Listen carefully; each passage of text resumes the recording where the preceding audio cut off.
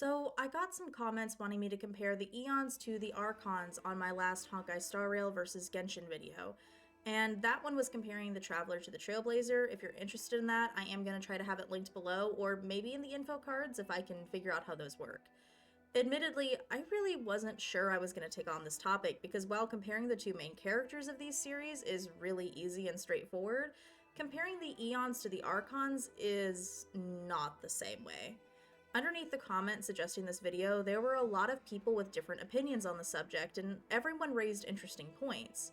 And for the people who said that the Archons just don't stack up to the Aeons, I could see where you guys were coming from. The Archons inherently feel a little lackluster when compared to the Aeons.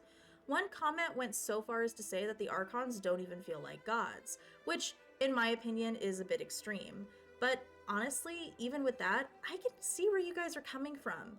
In Genshin lore, most of the Archons' great feats of strength happened thousands of years ago. Sure, we have stories about them, but we don't actually get to see these feats of strength very often, and even when we do, I'd say that they still don't quite compare to the Aeons. So then the natural comparison in these comments came that the Archons just must be more on the power level of Emanators. And I don't agree with this. I do think that the Archons are inherently stronger than any Emanator currently in Honkai Star Rail. The Archons are gods, after all. They are the gods of Teyvat. But why don't they stack up to the Aeons? Why do the Aeons feel so much more cosmic and powerful? Well, I really think it comes down to three issues. The issue of scale, the issue of power, and the issue of purpose. These defining points, both about Genshin and Honkai Star Rail, are what solidifies the true problem when it comes to comparing these sets of characters together. Quite literally, it's comparing apples to oranges. But I'm getting ahead of myself. So let's start with our first issue. When I talk about scale, I'm talking about, well, the scale on which the story occurs. For right now, Genshin is confined to Teyvat, and that means that Teyvat is the worldview that we use. Because our world is comprised of Teyvat, it means that there's an inherently limited scale. In order for the Archons to fit into this scale, they must inherently be worldly gods. Now you might be thinking, Kara, aren't all gods inherently worldly gods? The Aeons also have worldly attributes, don't they? And this is somewhat true, but I would argue the difference between them is the idea of a worldly god versus a cosmic god. The Archons intermingle with their people. They built and shaped Teyvat, and many of them did this before ever gaining a gnosis. But they are inherently knowable. There's very little mysticism around the Archons because, well, we've met most of them in the story. Once something feels known, the limits and edges of their power become more understood, and by extension, they inherently feel less powerful, and perhaps to some extent, less divine. The Aeons, by contrast to this, are inherently unknown. Sure, the Trailblazer has met the gaze of many of the Aeons, and even met some of them in the simulated universe, and we have some information on the Aeons, but we don't know them. The Aeons, in effect, feel more cosmic, almost eldritch in nature. Honkai Star Rail inherently has a larger scale than Genshin because it's spanning many galaxies, perhaps even an entire universe. When our scale is that big, gods which fill it must act on a similar scale. Additionally, because of the scale that the game is taking place in, an emphasis on the Aeons is way less than the emphasis on the Archons in Genshin. The Aeons are always present, of course, but so far, and granted I'm only about halfway through Penacony, the Aeons themselves don't seem to play a direct role in the story. The exception is maybe us as the Trailblazer when we meet their gaze. But other than that, the Aeons more or less act through groups or factions in the game. The Ambrosial Arbor was a gift from the Abundance, and we meet the Abundance kind of sort of through Sanctus Medicus. Phantilia is an emanator of destruction. Sunday's weird mindfucky powers come from the Harmony. But the Aeons themselves don't appear before us as a specific character in the story. Moving on to the issue of power, this actually links back to our issue of scale. Because the Aeons are a part of a story that is much grander, they are naturally going to have a power that matches that. The Archons, in the context of their own story, are going to inherently seem much weaker than the Aeons because, Well, realistically, they are. You're comparing the gods of a specific world to what's essentially the gods of the cosmos. It would be like comparing an eldritch abomination to a Greek god.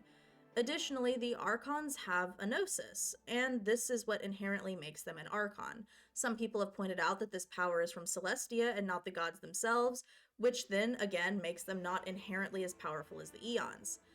I do think many people in the Honkai Star Rail fandom, and perhaps even some in the Genshin fandom, do fail to realize something though. The Gnosis holds elemental authority. That is what belonged to the Dragon Sovereigns, and that was what was put into the Gnosis after the Dragon Sovereigns were defeated. But all of the Archons had mastery over these elements before ever gaining a Gnosis. Essentially, we don't really know what the Gnosis does, but it probably just augments what's already there. Using two examples, Raiden A and Zhongli do about 90% of their great feats of strength before ever gaining a Gnosis. Zhongli raises mountains, restructures the land, defeats countless monsters and evil gods using adeptal arts, and he seals them away in an attempt to protect the land. He granted sentience to beings like Ajdaha, and all of this was before becoming the Geo Archon. Zhongli was also known to be a god of history, a god of commerce, a warrior god, a god of wealth. And perhaps more importantly, again, before ever becoming the Geo Archon, he was known as the Lord of Geo. Raiden A was born from divine lightning. Her and her twin sister fought against monsters and creatures from the Dark Sea. A even gave up her body so that her sister could become the Electro Archon. And afterwards, once her sister brought her back to life, A continued to fight, killing and sealing away countless gods and monsters. One of her attacks so devastating, despite it having occurred thousands of years ago, well, thousands might be a little extreme, 1,000 years ago, probably if my timeline is correct, it still destroyed parts of the Inazuman Islands, which haven't recovered to this day. And again, all of this is before either of them ever gained a Gnosis. While it's too much to get into here, the Gnosis seems to be a mechanic in the Genshin story that has little to do with an Archon's actual power, but instead were created to ensure the gods could not go against certain rules that Celestia wanted to put in place for Teyvat. Now, I know you might be thinking, Kara, even with all that said, it's not like the Archons could ever face off against someone like the Aeon of Destruction. And you know what? You're totally right. Again, a character's power must be inherently proportional to the story they're in. As we've established, the scale of Genshin is much smaller than Honkai Star Rail, and therefore the Archons will always be weaker than the Aeons. In a head-to-head no bars hold fight, I don't think any of the Archons could stand up against any of the Aeons. Perhaps if they all worked together, they could take down something like the Hunt, because the Hunt is supposedly the weakest of the Aeons due to the narrowness of their path. But even then, I think the Archons would struggle, and I wouldn't bet on them to win. But what if we accounted for scale and power? What if the Aeons were brought to the same scale as the Archons? Or what if the Archons were brought to the same scale as the Aeons? At that point, who's to say who would win? Such thought experiments might be fun, but they are ultimately useless, because inherently the scale of power in Honkai Star Rail and Genshin are just different, and that's why it makes it difficult to compare the two.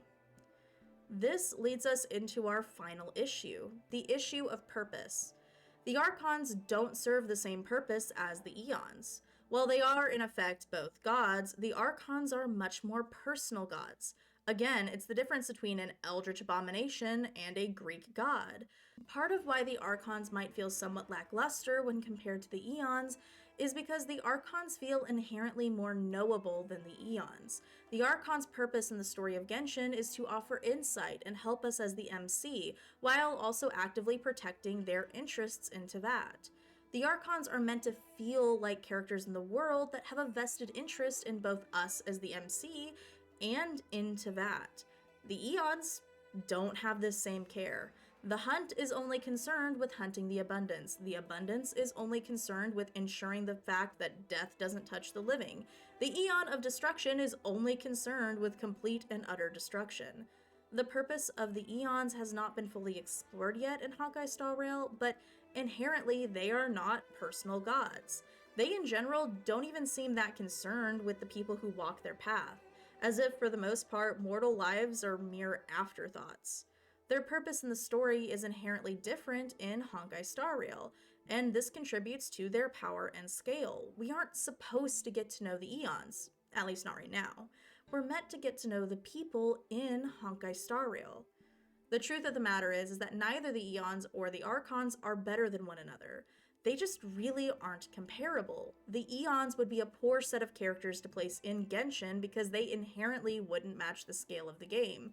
They would be too powerful, and their general apathetic nature towards people wouldn't suit the purpose that the gods are meant to play into that. Just as vice versa, having the Archons take the place of the Aeons in Honkai Star Rail also wouldn't work. The Archons feel too much like people, and it would be difficult for them to be intimidating in the same way that the Aeons are. It would also detract from the overall story of Honkai Star Rail, because if we had questions, we could just ask the Archons.